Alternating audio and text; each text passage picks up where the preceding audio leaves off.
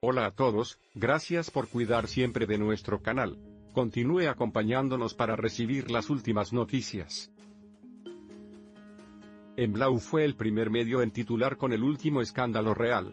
Juan Carlos tiene previsto huir al Caribe. En una noticia fechada el 18 de abril, Juan Carlos desea huir de forma permanente. Escapar de Zarzuela, donde su relación con los Reyes y Sofía no existe. Marcharse a República Dominicana, donde tiene buenos amigos magnates del azúcar. 30 días después, Jaime Peñafiel ratifica la noticia del exilio real forzado por el escándalo de corrupción, en una columna en el digital República.com titulada "Lo siento, señor". Como los viejos anuncios de Halcón Viajes, Curro se va al Caribe. Juan Carlos como un oficinista gris que sueña poder pagarse unos días bajo un cocotero. Pero con cientos de millones en comisiones ilegales. Escribe Peñafiel, Juan Carlos está proyectando trasladar su residencia a la República Dominicana, donde vive su amigo. Pepe Fanul, el magnate del azúcar y dueño de un lujoso resort casa de campo. El decano de los cronistas reales pone nombre al amigo entrañable masculino del emérito, el señor Pepe, que lo acogerá en su rincón caribeño. Según Peñafiel, Juan Carlos tiene decidido exiliarse huyendo de la justicia suiza. Aquí Peñafiel explica que no es el primero en huir por piernas, no sería el primer rey al abandonar el país en el que reinó. En España, su abuelo Alfonso XIII y la reina madre María Cristina en 1856 implicada en asuntos de corrupción y negocios fraudulentos. Años después, se exiliaba a París Isabel II. Una tradición familiar que continuará, y quién sabe si con Felipe. Juan Carlos con el amigo Pepe y compañía femenina ineludible. Termina Peñafiel hablando de la decisión como si ya estuviera tomada. A pesar de todo lo que se publique, pienso que la decisión de abandonar la zarzuela y España es del propio don Juan Carlos. Ni su hijo puede echarle ni desposeerle del título real. Bastante ya le denigró y humilló. La única carta que le queda a Juan Carlos y que no le pueden quitar, el título de rey. Pobre consuelo. El rey del spa de 5 estrellas. Decía otro anuncio, como Lorenzo Lamas, el rey de las camas. Se publican las grabaciones que destapan los secretos del rey Juan Carlos I. Este martes Spotify ha estrenado los 2 primeros capítulos de Jay, la serie de podcasts que quiere narrar la historia desconocida del rey Juan Carlos I. Todo ello bajo la producción de Tony Garrido, y la dirección de Álvaro de Cózar. Esta serie pretende arrojar un poco de luz a la persona que hay detrás del rey emérito, dejando a un lado los típicos, y ya trillados adjetivos de rey campechano y cercano. Durante 10 capítulos de 25 minutos aproximadamente, el público podrá ir conociendo detalles hasta ahora desconocidos de la vida del rey Juan Carlos. El rey es mucho más interesante de lo que pensaba, explicaba este martes Tony Garrido en su encuentro con los medios. El rey es un superviviente extraordinario, de verdad, creo que vamos a descubrir algo que desconocíamos, la persona que hay detrás, aseguraba el periodista. Una apuesta por conocer quién se esconde detrás de la figura del rey Juan Carlos que les ha llevado un año de trabajo. Además, en este proyecto también ha participado la periodista Eva Lamarca, gran conocedora de la familia real española y pieza fundamental para el éxito de este podcast. Conoceremos al rey como persona. Una serie que bucea a través de la vida y los sucesos que marcaron al padre del rey Felipe VI, en la que todos descubrirán algo que no conocían del monarca. Conocemos algo del rey, poco, pero desconocemos quién es la persona. Hay que conocer cuál es la naturaleza del rey emérito. El rey lleva 50 años oculto en la luz, es el español más conocido en el mundo, pero no conocemos nada de él, aseguraba Tony Garrido. Por su parte, Álvaro de Cózar mostraba su sorpresa ante la nueva información que había conocido del rey, algo que nunca imaginó que sucedería durante su investigación. Cuando estaba haciendo la historia pensé que no iba a encontrar nuevos documentos, porque la historia como personaje histórico ha sido muy revisada. Una de las grandes sorpresas ha sido ver que todavía hay documentos que no se habían visto. Una investigación nada fácil, pues su objetivo era conocer a Juan Carlos como persona, no como rey. Una de las dificultades que tenía era la investigación. Se ha escrito mucho sobre el rey, pero a pesar de esos libros, la vida del rey no está fijada en la memoria colectiva de los españoles. Parte de la dificultad ha sido primero descubrir esos ángulos, cuáles habían sido esas cosas que habían motivado al ser humano más que al personaje histórico. Un auténtico viaje a través de la vida del rey Juan Carlos, en la que se nos presenta una radiografía de sus inquietudes, sus anhelos y su persona. Juan Carlos I encontrado así. Esto se pone muy feo.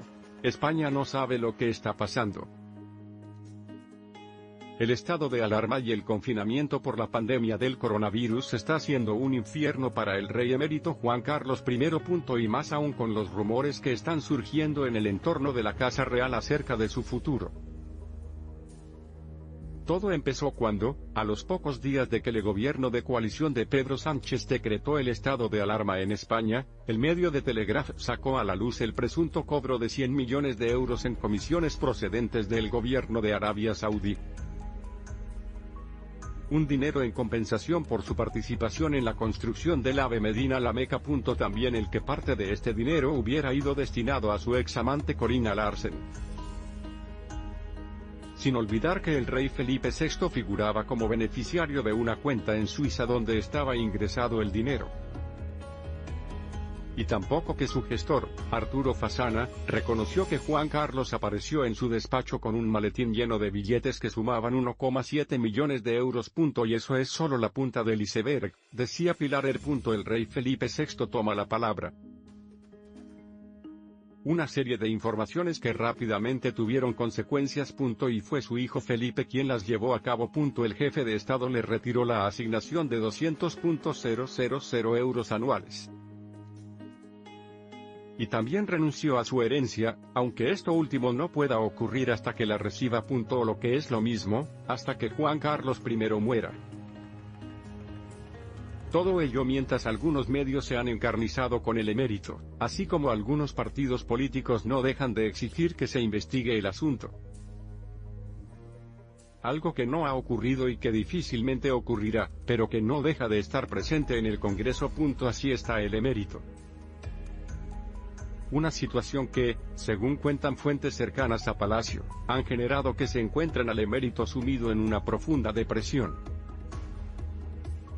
Se encuentra solo en un ala de zarzuela, alejado de su hijo Felipe y su nuera Leticia, sus nietas Leonor y Sofía, y por supuesto, de la emérita Sofía.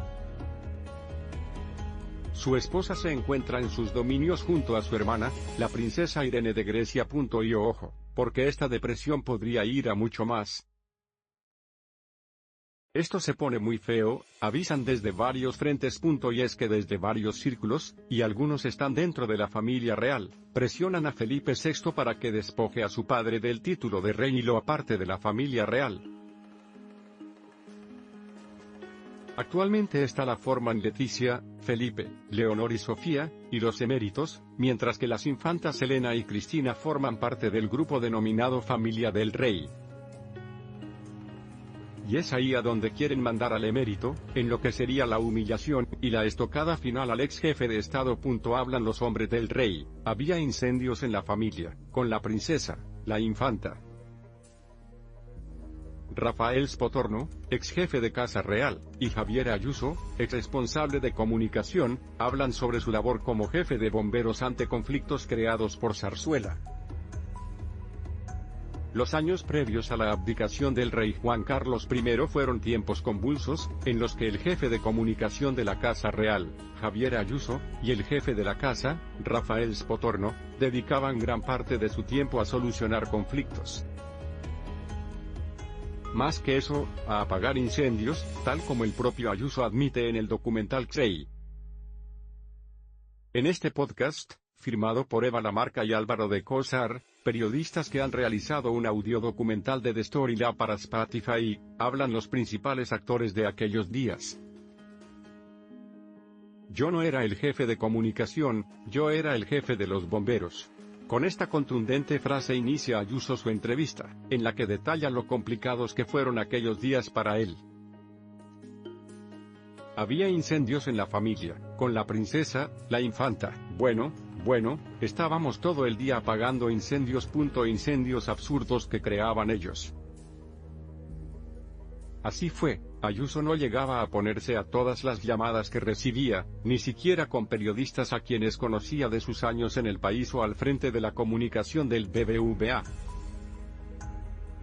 Se pasaba el día al teléfono, y tuvo que controlar todo lo que salía sobre la Casa Real en los tiempos en los que la popularidad de la monarquía era como unos dientes de sierra, cada vez más agudizados.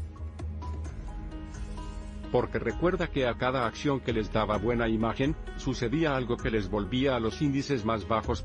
Y en todo ese contexto, la crisis económica apretando. La crisis acabó afectando muchísimo a la corona, admite Ayuso. Un proceso lento que se precipitó. Todo sucedió mucho más lento de lo que podría parecer, aunque terminó por precipitarse en pocos meses. El rey Juan Carlos había planteado a Spotorno, en otoño de 2012, la posibilidad de abdicar. El planteamiento del rey emérito daba, según relata el propio Spotorno en Xey, un margen amplio para empezar el proceso de cómo se lleva a cabo una abdicación. Así pues, el jefe de la Casa Real preparó, junto a sus antecesores Rafael Almanza y Alberto Asa, todos los flecos que podía presentar esa situación en un documento en el que se abordaban tres cuestiones fundamentales: la vertiente política, la jurídica y la familiar. Con todo, el punto más importante, en opinión de Spotorno, era si esta decisión era firme y segura. Y se reveló incierta. Porque pasaban los meses y el rey no daba respuesta a los documentos presentados por su ayudante, con lo que éste decidió dar un paso atrás. Ambos, Spotorno y Ayuso, aseguran, nosotros no sabíamos nada. Y añaden que el monarca inició reuniones frecuentes con el expresidente Felipe González y el jefe de inteligencia, el general Félix Sanz Roldán. Y González, según Ayuso, debió influir en la decisión de la abdicación. Además, y en contra del máximo secretismo acordado, Juan Carlos I empezó a llamar a amigos para preguntarles su opinión sobre una posible abdicación, lo que provocó que finalmente llegara a oídos de un periodista. José Antonio Zarzalejos fue el primero en plantear la posibilidad en un medio de comunicación, El Confidencial, una información que fue negada tajantemente después por Spotorno pese a ser cierta. Yo no quería ni empujar ni retrasar la decisión, dice Spotorno, quien recuerda varias veces que no llegaba la esperada respuesta del monarca. Un antes y después. Así, el proceso se alargaba y parecía que se eternizaba hasta aquel impactante discurso de don Juan Carlos en la Pascua Militar del 6 de enero de 2014, cuando es incapaz de terminar una sola frase. Tampoco fue inmediato, tal como relata Spotorno, sino que fue a mediados de febrero cuando le volvió a comunicar su intención, esta vez como definitiva. Sobre el citado discurso, Ayuso también tiene un especial recuerdo: me dio una lipotimia y me tuvieron que sacar a escondidas. Hay que tener en cuenta, dice, que el rey había celebrado su cumpleaños el día anterior, 5 de enero, y que se había acostado a las 3 de la madrugada respondiendo WhatsApps. A partir de aquel día, el futuro de la monarquía cambiaba sin vuelta atrás, y entraba en un proceso político que llevó a hacerse pública la abdicación, en junio de 2014. El podcast, que también se adentra en estas cuestiones políticas, cuenta con 10 episodios que se emitirán de forma semanal. Dirigido por el propio Álvaro de Coser con la producción de Tony Garrido, se cuenta con los testimonios de personajes implicados en todo el proceso.